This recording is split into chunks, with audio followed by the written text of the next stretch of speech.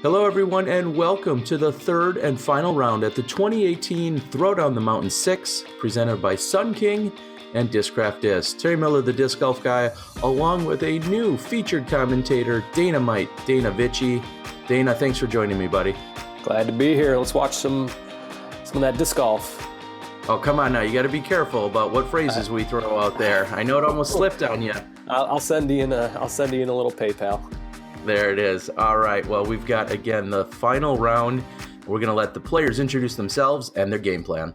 We're heading into the final round of the Throwdown the Mountain, number 6, and I currently have a 4-stroke lead. What's your game plan today? Game plan is get close to double digits, kind of like the last day, kind of start out with a few birdies, and hopefully get half of them and make it a little bit tougher on Calvin and Matt. Those are the two closest. Hello, my name is Calvin Heinberg. I'm sponsored by Innova Champion Disc. I'm currently 4 back of Paul McBeth, and today I'm planning on birding as many holes as I can to catch them. Matthew Orum. I'm from Mobile, Alabama. I'm sponsored by Prodigy. Game plan for today is just to stay off the fours, get the gimme holes.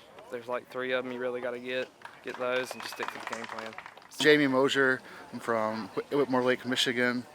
My sponsors are Dollar Disc Golf Auctions and Wolfpack Discs. My game plan for today is just going to try to keep it clean and get the birdies when they come. Mosier and Cam Colglazier from Mobile, Alabama. I'm sponsored by Prodigy Disc, and today I'm just going to be really aggressive, try to move up a couple spots. I think first might be unreachable, but I can be really aggressive and get second. So that's my game plan for today. Dana, some pretty solid opening shots here to get our third and final round going. Looks like everyone's on the dance floor. This is a hole you're pretty familiar with. You've seen this before, a little bit of an adjustment this year. What's it like being on this property for you? Man, this property is just absolutely meant for disc golf, and I was so excited to get down there a few years ago. I haven't been able to get back, and after watching the first couple rounds, this is definitely on my list to get back down to. Very, very high on the list. This is must hit. Mike Barnett has put in a tremendous amount of work along him and his staff and crew and volunteers, as we're seeing a bunch of birdie putts all complete here on hole number 1. Mike has actually talked about possibly expanding this to a 3-day, or should I say a 3-weekend situation, just because there's so much popularity revolving around the event. Yeah, that would probably be good for everybody. Players could finish in the light. More people could play. Win-win all around. Little catch-22 there. Spread out the field a little bit, and hopefully things would flow just a little bit faster. It's just such a popular event. We saw just now McBeth go right up the middle. I believe that was a Thunderbird. We saw Calvin Heinberg go right up the middle. This gap has really opened throughout the last few years. This was almost kind of a cheater route a few years ago, and now it's pretty much the only and the preferred route to go, isn't it? Yeah, because you're taking a lot of that distance off and putting you right in line with the target versus going on that outside route where you have to play a skip shot. You can, as you can see here, you can just hit that gap, and if you hit it with enough power, you're going to be looking at an opportunity for birdie. And we got 4 of the first 5 doing it, and we'll see what Cam's got here next. Cam Colglazier throwing a Lavender D1 by Prodigy. We saw Moser a moment ago. I believe he was throwing his Nate Sexton Firebird. And the one challenge here is if you push it a little too far and you go actually deep here, you can make your approach a little bit tighter, and I think that's exactly what Cam's experiencing. Yeah, he's going to have to go with that high left to right shot and almost hope to get lucky and plinko in there. But it looks like he made a pretty good line on it and has an opportunity for the bird. He went right through there. Jamie Moser throwing a lot of approach shots. That's a Crystal Flex Challenger from a number of years ago. It seems like it's one of his go-to discs, as Matty O is in really good position. And when you're talking about textbook, I think you'd find Matty O right there. Roll Tide. And I got to pay somebody for that? Yeah, you're going to get me in trouble here with the channel, Dana. And a few easy-looking approaches, but Heinberg makes it a little tough on himself, finding that one tree. He's still got a birdie look. That one's short and off the front of the basket. Now, here's something that I think is a pro move. This is Dana. You would know this as well. He's using the full 2 meters. This event got a special permission to make sure they could get a full 2 meters from any barbed wire fencing found on the property. So I like the play there, Jamie, making sure to utilize all 2 meters there. Normally it's 1 meter from an out of bounds area. In this case, the exemption or the clarification was for 2 full meters. So smart play by Moser there. Definitely. And you always want to know the PDGA rules and then tournament specific rules, because it can mean strokes. And right there, it's put Jamie just a little bit closer, a little bit better angle on the bucket, and he was able to convert for the bird. We'll see a few easy tap-ins. Matty O with a really easy tap-in. We're moving over to hole 3. This is a slightly different tee from what you've played in the past. Our group's looking good. They've got 9 birdies and 10 chances on the first 2 holes, but I really love this change. Yeah, as you said, hot start, and I'm not quite familiar with this one because it wasn't quite in this configuration. Looks like a much tougher tee shot than when I played a few years back, but really great par 4. And what they're really doing is bringing the elevation that's out there into play a little bit more. There's been some challenges out there on the internet, people saying, what mountain are you talking about? Well, in terms of Florida, one might consider this a mountainous area, even though some of us are blessed in Wisconsin, for instance, would consider this like a normal backyard. But for Florida's terms, this is quite mountainous.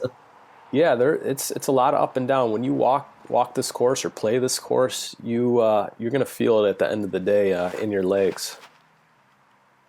Just lots of minor ups and downs. Excuse me. Yeah, and what you're looking at right there is that's pretty much the landing zone you're trying to get to. But Moser with his standstill, and that one comes right back at you. 3 of the worst words in disc golf, you're still out. And even worse, you only have to walk about 3 feet to get to your next lie. Yep. I like to say not enough postage, return to sender. So Moser's going to set up, have a very similar shot. Now the footing is really what's the main challenge here on these approach shots. Is you see Moser standing still, gets the tree, but it still keeps him in bounds. But sometimes just the footing, and we'll see that here with Colglazier. Great drive, and he has to stand still and finds the same tree, but also stays in bounds. Yeah, that's the one tree that you worry about hitting, because if you catch it on the outside, there's a good chance you're going to go out of bounds, and not going out of bounds is Matty O, nearly putting it in for the eagle. Skipping off the basket. Of course, all our catch cam action, thanks to Jeff Brown, him and Hannah out there for the weekend. Jeff, a local, he worked with the AMs with cams last year and was working the catch camera this year. He stepped up and worked with me as well, and I really appreciate all the help. We're seeing some approaches here on 3. So after a great drive, Colglazier's got a long look at birdie, and he's just going to have to settle for the par.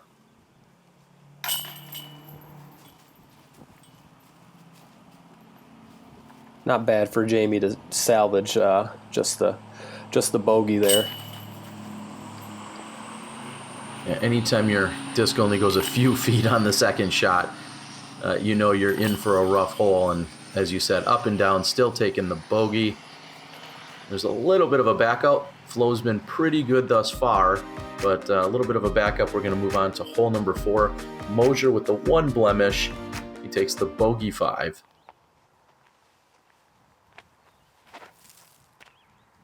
Yeah, I love this hole right here. It's all about a low power shot and trying to have the disc hit the ground with the nose up just a little bit so it can get that forward skip up the hill. If you land on too much of a hyzer angle, you're not going to get that forward skip, kind of what you're seeing with Matty there, but definitely got to power it. It's 380, and it definitely plays maybe a little bit further than that. It does. You're teeing from a somewhat elevated area as Kelvin's shot comes in and skips nicely.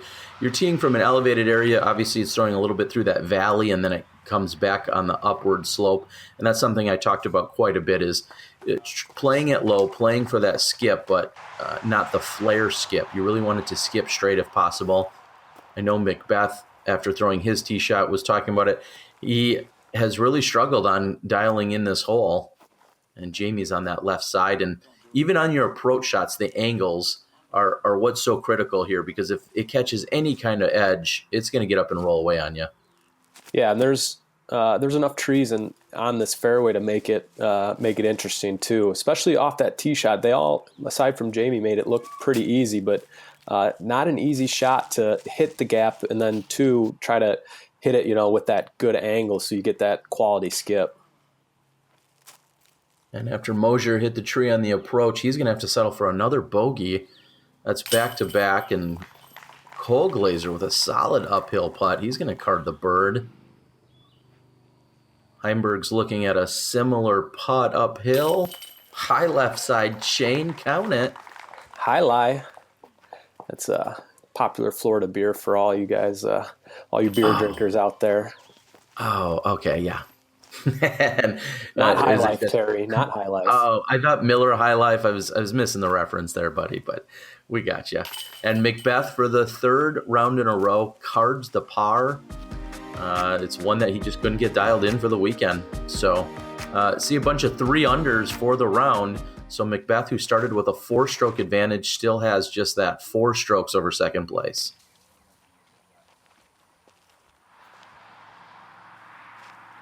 Fun but treacherous little par 3 here. It's all about hitting that initial gap with a right to left shot and not going too far. And that kind of gets a little bit of a bad roll, but I think Paul's going to show us how to do it right here. You just missed. You want to hit that inside gap and kind of get that forward carry skip off the hillside. McBeth actually throwing a Firebird there. Again, playing more that the left side is important more than anything, and that one sits down for Matty O. We're seeing another Firebird play here. Left side, and hits the exact same tree, almost in the exact same spot for Moser. And thankfully, those stayed inbounds. Yeah, that's the trouble with this hole. You saw Matty go really wide, and it gets harder to get up to the bucket. So the tree that both Paul and Moser hit, that's where you want to go through, but it's really skinny. So they were inches from hitting that gap and being parked, but both of them, Yeah, and Moser, you saw the look on his face there for a moment. It's kind of the worst look in the world, is when the rest of your group is still looking at your disc while it's moving, and you assume that it sat down. And so for the third hole in the row, Moser with a little bit of trouble here. Calvin's looking at a birdie, just not able to dial it in. And then he actually goes deep. You were just talking about going deep behind the basket because it dips down like that. His actually carried quite a bit as Moser taps in for his bogey, but Heinberg turning that birdie opportunity into a bogey. That's not a mistake you can be making on this final day. No, not when you're trying to catch Paul McBeth, who's very hungry for the win. Paul, I think it's been 10 tournaments since he's found the winner's circle. So young Vinny's going to have to pick it up if he wants to catch Paul. What I think I heard you say there, Dana, is you're throwing shade at McBeth and he maybe is washed up. Is that what you're claiming? It's been 10 tournaments? Absolutely not. But it has, the stats will tell you, they'll back it up. It's not opinion. It's fact. He hasn't found the winner's circle for a little bit. And as you can see from the scores here, he's looking to be on his way back into it. So we still got a lot of golf here. We do. And speaking of opinions, there's been a lot of question out there as we're watching Matty O throw the easy downhill hole 6. Paul McBeth no longer sponsored by Adidas Outdoor. He's been wearing Nikes throughout the weekend, which seems to be the hottest topic of the of the vlog so far. Basically, he told Adidas Outdoor he'd like some cash sponsorship, and they took it to Adidas Global. Adidas Global said, sorry, we'd like to, but we can't right now. And Paul said, all right, I appreciate the consideration, and I'm going to move on for now. So that's where the story's at. Yeah, that's good on Paul, you know. he put a number out there or told him what he wanted and didn't back down. I like it. Well, he's one of the few, I think, in a position to be able to do so, and clearly they've made some waves with Adidas, who's still supporting our sport, but maybe not in the way that Paul was hoping for. So we're watching Colglazier. He has a run. Moser was going with flow of play. He kind of quickly got up there and putted in, took the birdie. And Maddie talked earlier and said, there's a few must-get gimme birdies out here. And after this hole, he walked away and said, that was one of them. And I said, well, now you're going to have to get a bonus out there because that is definitely a must-get birdie. Yeah, do you know what Maddie's putting with there since he's made the switch to Prodigy? Is that a PA4? That is a PA3. Okay. When he's throwing his approaches, I believe it's a red PA4. But both him and Colglazier told me they're putting with PA3s by Prodigy. So Jamie with the mix bag, he's got a little bit of Discraft or quite a bit of Discraft mixed in there. And then obviously we have Prodigy sponsorships, Innova sponsorships, and the mix bag. And this is McBeth, and one of my favorite shots on the course, not just because it's a great par 4, but because of some of the views that you'll see as the disc comes overhead that Jeff is able to dial in. As you want to throw this really far and hard, and I know that sounds all too obvious, but if you go deep right, you're in the rough, and if you come up short left, you're in some sawgrass. So you need a long throw plus some precision. Yeah, that looks like a pretty right-hand friendly tee shot here. Thankfully, we got all righties here. Well, that would be kind of fun to see what a lefty would do if they'd try to flex something out or just go mid-range or even chip a sidearm up. I think in the first round we saw Discraft's Austin Turner throw a pretty powerful forehand out there. Yeah. I'm guessing that's what he did. He has one of the smoothest looking forehands out there. It's almost as if he's a righty.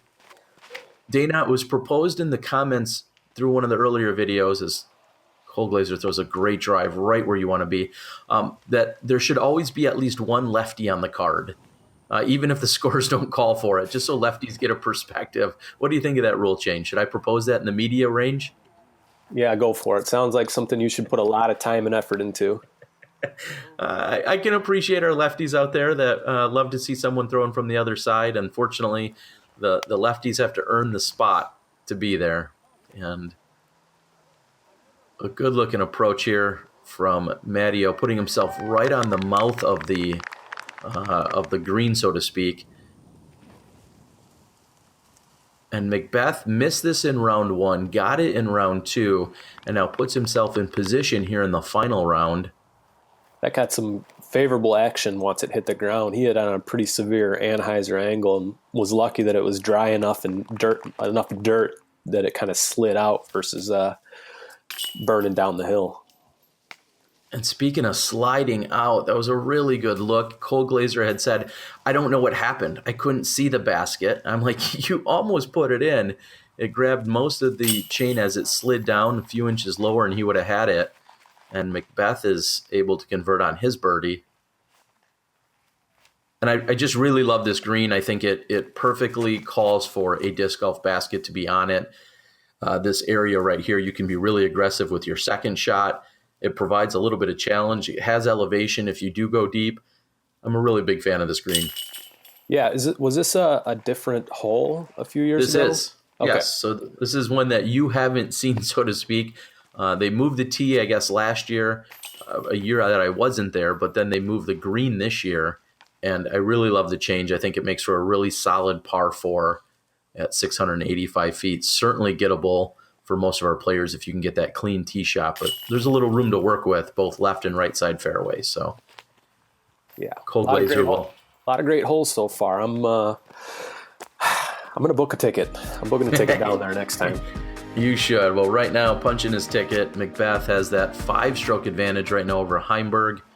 And this is a slightly different look than you've seen in the past two. This basket is not down and to the right, but instead up and left. Mm-hmm. And it helps a little bit with the flow, and it just makes for a really nice shot and reduces a little of the ambiguity as Heinberg's is flipping over and heads to that right side and then gets a kick down the hillside.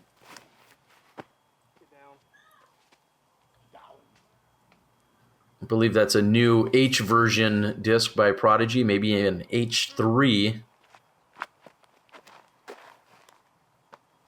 And Moser's looking for that to somehow leak or fade or push to the right, and it finally does so.